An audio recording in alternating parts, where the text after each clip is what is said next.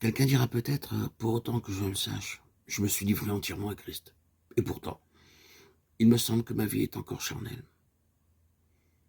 Est-il possible de s'être livré à Dieu et de ne pas être rempli du Saint-Esprit? Oui, il ne suffit pas que la vie soit dépouillée et purifiée, et doit encore, par le moyen de la foi, être enrichie de la plénitude de l'Esprit. L'âme consacrée dit, Seigneur, je ne m'appartiens plus. J'offre mon corps en sacrifice vivant.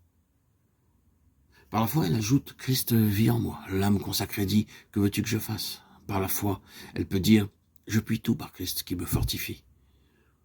Se livrer, c'est reconnaître en Christ son maître.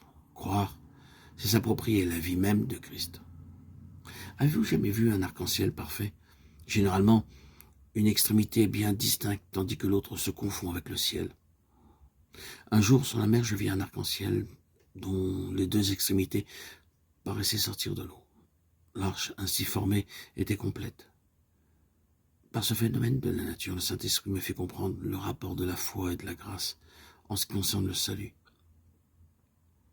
C'est par grâce que vous êtes sauvés, par le moyen de la foi. Le pont qui unit la terre au ciel est d'une seule arche. L'un des piliers, c'est la grâce de Dieu, inébranlable. L'autre, c'est la foi, souvent sanchelante. Dieu nous a donné en Christ tout ce qui est nécessaire pour que notre vie spirituelle soit stable. Mais encore faut-il que par la foi, nous saisissions les bénédictions qui nous sont offertes. La grâce donne, la foi saisit. La foi nous fait faire l'expérience de ce que la grâce nous accorde en principe. Dieu nous dit que, sans la foi, il est impossible de lui être agréable. C'est à cause de leur incrédulité que les disciples se sont attirés les réprimandes les plus sévères du Maître. Le Seigneur Jésus est excessivement attristé lorsque sa présence, ses enseignements et son œuvre nous laissent sceptiques.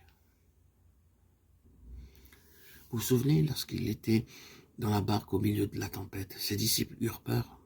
Quel reproche dans ses paroles? Quoique la tempête fit rage, que les vagues fussent violentes, qu'elles furent endormies, cependant il était là. Pourquoi aurait-il eu peur? La crainte et la foi sont incompatibles. Et il leur dit, pourquoi avez-vous peur, gens de peu de foi? Alors il se leva, menaçant les vents et la mer, et il eut un grand calme. Matthieu 8, 26. Une autre fois, Pierre, sur l'ordre du Seigneur, marchait sur la mer. Le vent s'éleva et Pierre commença à enfoncer. Quelle raison avait-il de douter? Celui qui appartient à la mer lui avait dit, viens. Il allait de soi que son secours ne pouvait faire défaut. Le doute et la foi sont incompatibles. Si nous doutons, nous manquons de foi. Si nous avons la foi, nous ne doutons plus.